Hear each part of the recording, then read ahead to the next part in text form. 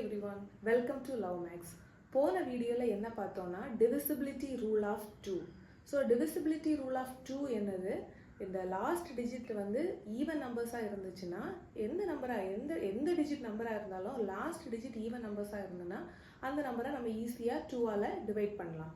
So இன்னைக்கு நம்ம என்ன பார்க்க போறோம்னா divisibility rule of 3.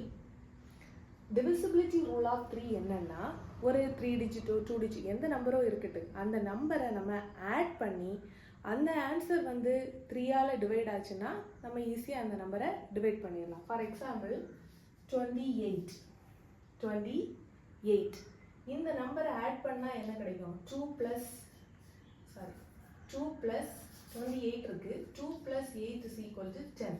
ஸோ 10 3 ஆல டிவைட் பண்ண முடியுமா? முடியாது. ஸோ ரிமைண்டர் வரும். ஸோ இந்த number this number 28 is not divisible by 3. Example எடுத்துக்கலாம். 408 இந்த நம்பரை ஆட் பண்ணுவோம். 4 + 0 + 8 4 + 0 4 4 + 8 12. ஸோ இந்த நம்பரை வந்து நம்ம ஈஸியாக 3 ஆல டிவைட் பண்ணலாம். 1 3 is 3 4 3s are 12. So this 12 is divisible by 3. இது 12 வந்து நம்ம ஆன்சர் ஆட் பண்ணி வரக்கூடிய ஆன்சரை 3 ஆல டிவைட் பண்ண முடிஞ்சுன்னா கிவன் நம்பரையும் வந்து நம்ம ஈஸியாக 3 ஆல டிவைட் பண்ணலாம்.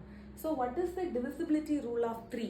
So given number, the sum of the digits of a number is divisible by 3, then the given number is divisible by 3. அதான் divisibility rule of 3.